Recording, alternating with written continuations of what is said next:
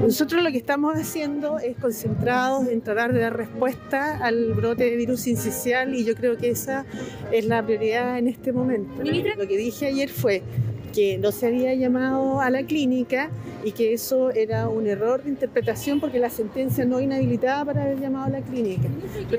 Se corrigió el error, se están haciendo las medidas correspondientes y después vamos a ver el tema de la responsabilidad. ¿Cómo se corrige el error? Se corrige llamando, incorporando a la clínica en todos los protocolos.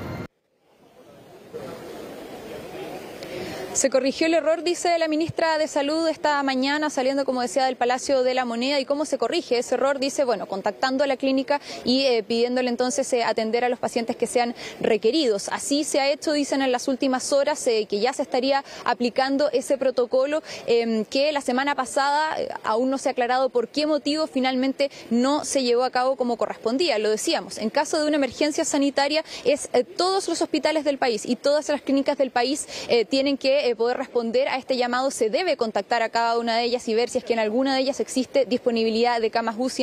En esta situación específica se refería a una cama UCI pediátrica para poder atender a esta menor mía que, como decíamos entonces, fallece esperando una cama cuando desde la clínica al menos habían planteado que existía disponibilidad en esa oportunidad y que no fueron contactados por el gobierno. Esta jornada fue el propio subsecretario Arauz desde el Ministerio de Salud quien también salió a aclarar lo ocurrido. Dijo que había solicitado primero una información, que esa información que le habían entregado es la que él difundió a través de los medios de comunicación, que la clínica había sido contactada, al igual que una serie de otros hospitales y clínicas del país, y que finalmente entonces cuando se produce la confusión, cuando la clínica asegura que no había sido contactada, entonces vuelve a revisar la información, a chequear y se dan cuenta que había un error. Y es por eso entonces que se instruye un sumario para poder determinar cuáles son las responsabilidades que caben a cada persona, ¿verdad?, correspondiente en cada una de las etapas de este proceso. Revisemos esas declaraciones que entregó esta mañana el subsecretario Arauz en el Ministerio de Salud.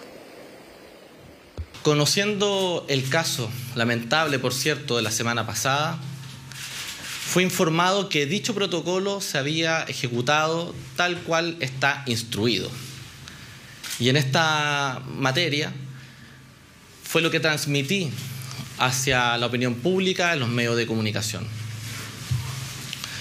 Al pedir los detalles de todos los contactos que se realizaron y los registros, pudimos constatar de que no existieron registros de llamadas a Clínica Las Condes. Ante esta situación, he decidido tomar las medidas administrativas necesarias para esclarecer el hecho y las causas, con el objetivo de poder dilucidar por qué no se llamó a Clínica Las Condes.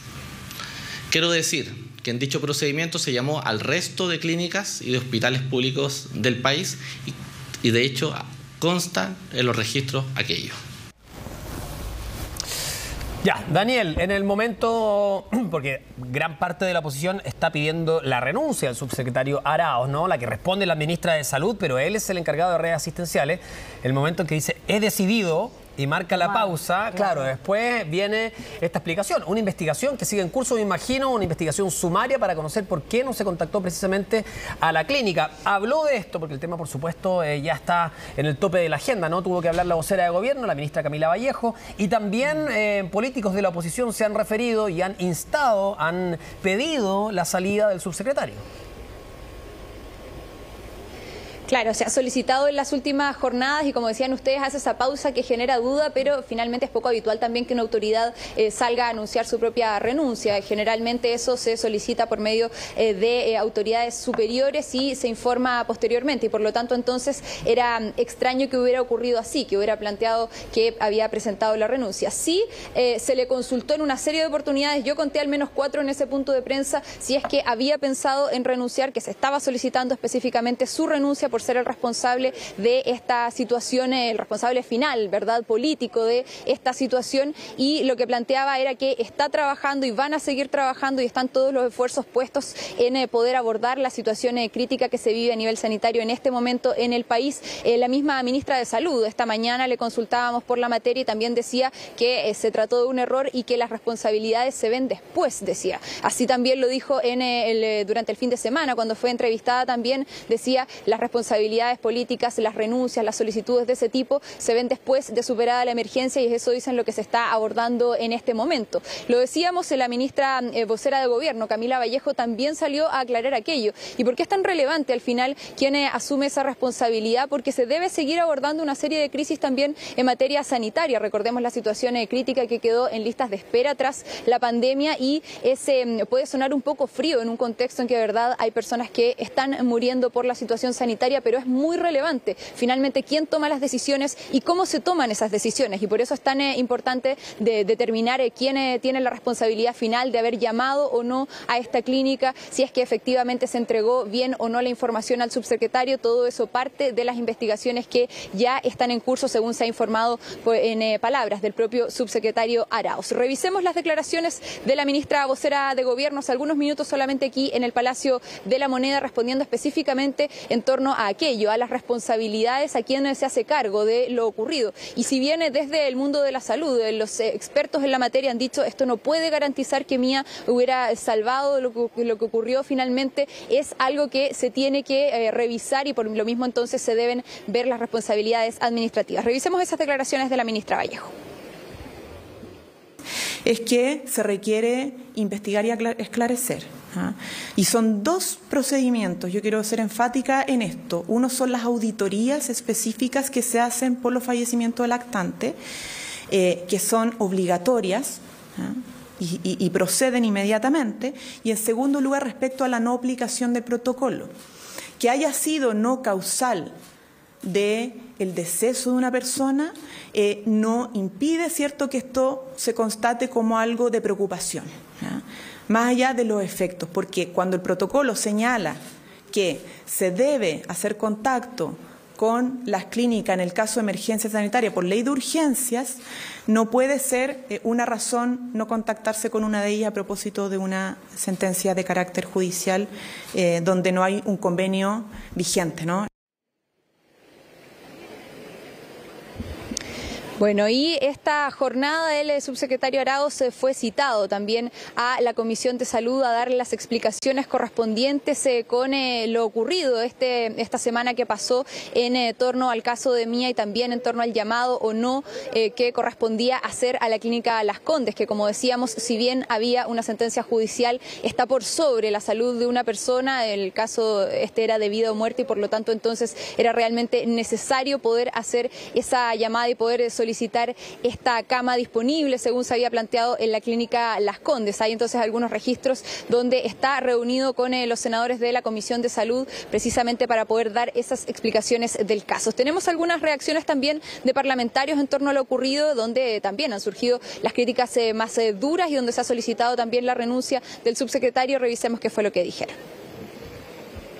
No, hoy día es muy difícil que se sostenga el subsecretario Arauz en su cargo. Creo que no solo está dañando la fe pública en el proceso frente a la crisis, sino que además está generando un daño muy importante al propio gobierno del presidente Gabriel Boric. Y si no se toma una decisión en los próximos minutos u horas, esto va a seguir escalando y va a terminar golpeando directamente también, no solo al subsecretario Arauz, sino que también a la ministra de Salud. El presidente Boric dijo que no hay margen de error posible. Lo dijo a la salida de su consejo de gabinete. En paralelo ha habido serios errores en la crisis respiratoria, al no prever adecuadamente, al no considerar camas de clínicas que están disponibles. Por eso, presidente, aplíquele su frase al subsecretario de Redes. Se necesitan solucionar los problemas, atender a la comunidad, y para ello se requiere otra persona a cargo. Hoy, en unos minutos más, en la Comisión de Salud exigiremos plena claridad y transparencia de todos los hechos acaecidos en este grave error ya admitido en cuanto a no llamar a una clínica tan importante para buscar una cama y haber derivado frustradamente a la menor de San Antonio con resultado de muerte y fallecimiento, ¿verdad?, con todo lo que esto rodea. No puede haber confusión, contradicción, ambigüedad en la autoridad. Primero vamos a escuchar y después vamos a evaluar. Yo no soy partidario del juicio en caliente del asesinato anticipado. ¿Tiene que haber responsabilidad política? Sí. ¿Es la hora? No aún. Hoy lo que nos convoca es controlar el brote de virus sincicial y eso creo que es categórico.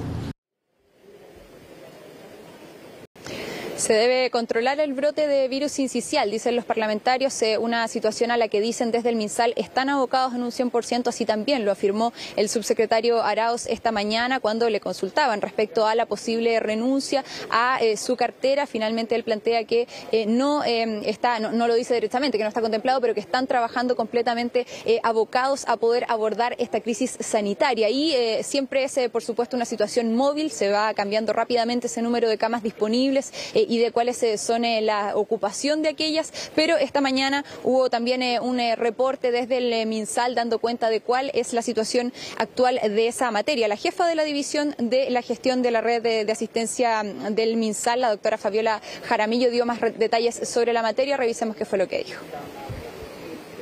Como hemos dicho ya, entonces, de cuidados críticos, tenemos entonces 1.094 camas ocupadas, 76 disponibles con un 93.5%. De camas de cuidados medios tenemos 1.503 ocupadas con camas disponibles de 267 con un 85% de ocupación. Y las camas de cuidado básico tenemos 684 ocupadas. Tenemos 330 camas disponibles con un 67% de ocupación, lo que hace un 83% de ocupación global de las camas en todos sus niveles de complejidad. 83% entonces de ocupación global, como decíamos, un número que va cambiando constantemente, ¿verdad? Porque se va buscando minuto a minuto cada vez que se van necesitando. Hubo un trabajo importante para poder reconvertir también camas. Recordemos que a nivel de adultos es un poco más sencillo que a nivel pediátrico, así se ha planteado por parte de los propios especialistas, por parte de quienes se dedican a la materia y saben, ¿verdad?, lo que implica poder reconvertir una cama, que se conoció también así durante la pandemia. Es distinto reconvertir un espacio físico solamente para poder atender a una persona que también hacerlo a nivel de equipos. Y a eso se refieren cuando dicen que haya una cama disponible, que esté el equipo también para poder atenderlo, y también a la hora de reconvertir camas implica que exista también un equipo en condiciones de poder atender a una persona que está requiriendo una cama UCI. En este caso, como decíamos, entonces a nivel pediátrico se ha hecho también ese trabajo, un trabajo que es aún más complejo y por lo tanto entonces hay que seguir muy atento y por supuesto siguiendo todas las medidas de seguridad para poder evitar que esta situación siga agravándose. Claro, y además es relevante que todo esto se solucione pronto porque lo que tiene que ver con la alta circulación de virus se mantiene. De hecho, se proyecta para las próximas semanas que algunas enfermedades alcancen su pic, por ejemplo, lo que tiene que ver con la influenza. Así que la idea es que todo esto esté funcionando de la manera más organizada y coordinada posible. Daniel Tiers, gracias por la información. Buenas tardes. Gracias, Daniel. Y ya vamos a revisar también el pronóstico del tiempo. Una mañana muy helada y lo comentábamos antes de entrar al aire, ni siquiera ha empezado el invierno. Exactamente. Entonces se vienen meses complejos.